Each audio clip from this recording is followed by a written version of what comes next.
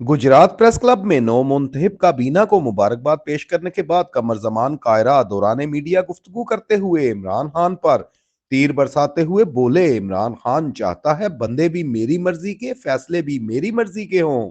आसफ जरदारी पर इमरान खान के इल्जामात पर मुशीर वजीर आजम कमर जमान कायरा बोले, हमारे बारे में क्या ख्याल है? हम हिंदुस्तान से वोट लेके आए हुए हैं, हमने इन्हीं लोगों से वोट लिए हुए हैं।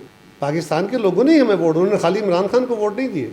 और सिर्फ उन हलकों के अवाम पाकिस्तानी नहीं है जहाँ से पीटीआई जीती हुई है, हमारे भी हलकों में पाकिस्तानी रहते हैं। यही इमरान खान का मसला है कि वो इस तरह की बात सुनने को तैयार नहीं हो। क्यों ना हम इमरान खान से ये मुतालबा, ऐसे शख्स से ये मुतालबा करें जो हर चीज़ अपनी मर्जी की चाहता है। इन टाइम उसकी मर्जी का, जो उसके मुंह से निकले वही दुरुस्त हो। इलेक्शन उसकी मर्जी के हो, बंदे उसकी मर्जी के हो, चीफ मिनिस्टर उसकी मर्जी का हो, आईजी उसकी मर्जी का हो, इलेक्शन कमीशन जो मर्जी का लगाता है, जब वो भी उसका काम नहीं करता, उसकी सिफारिशें नहीं सुनता, उसके भी खिलाफ हो जाता है।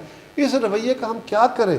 इसीलिए हमने कहा है कि सुप्रीम कोर्ट इस पर सो मोटर ले और सुप्रीम कोर्ट आगे बढ़े और इसकी इन्वेस्टिगेशन करे। अगर इमरान के इल्ज़ाम दुरुस्त हैं तो जिन पे इल्ज़ाम है उनको सज़ा दे, और अगर इमरान के इल्ज़ाम गलत हैं तो फिर इमरान को सज़ा दे, क्योंकि ये आम रूटीन का इशू नहीं है।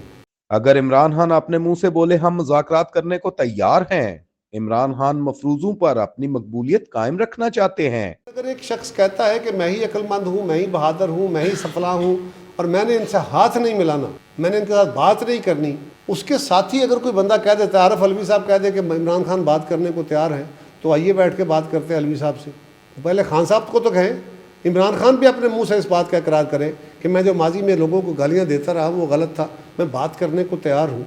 फवाद चौधरी की गिरफ्तारी पर बोले, फवाद की गिरफ्तारी में हुकूमत का कोई किरदार नहीं। फवाद चौधरी साहब के ऊपर कपड़ा डाल के ले जाना ये बड़े अफसोस की बात है, इसकी हमने कंडेमिनेशन की है। बिल्कुल ऐसा नहीं होना चाहिए। कुछ लोग लोगों को गोलियों से मारते हैं, कुछ ज़बान से मारते हैं। फवाद उनमें से है जो ज़बान से मारते हैं। पाकिस्तानी इदारों के हवाले से गुफ्तगू करते हुए, इदारा न्यूट्रल हो रहा है तो हमें उसकी मदद करनी चाहिए। इदारा न्यूट्रल ना होता तो परवेज इलाही इत्माद का वोट ना ले सकते।